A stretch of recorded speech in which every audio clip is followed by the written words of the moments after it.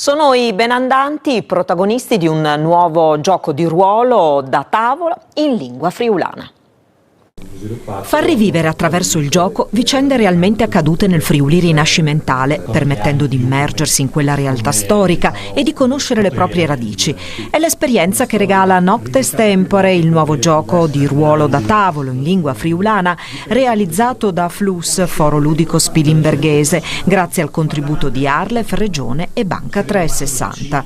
I partecipanti, da 3 a 5, da 14 anni in su, si calano nei panni dei benandanti impegnati nella lotta contro forze oscure. Attraverso le loro scelte creano racconti di fantasia ispirati al tempo in cui il territorio era sotto l'influenza della Repubblica di Venezia, ma esposto alle pressioni dell'impero asburgico e ai venti della riforma protestante.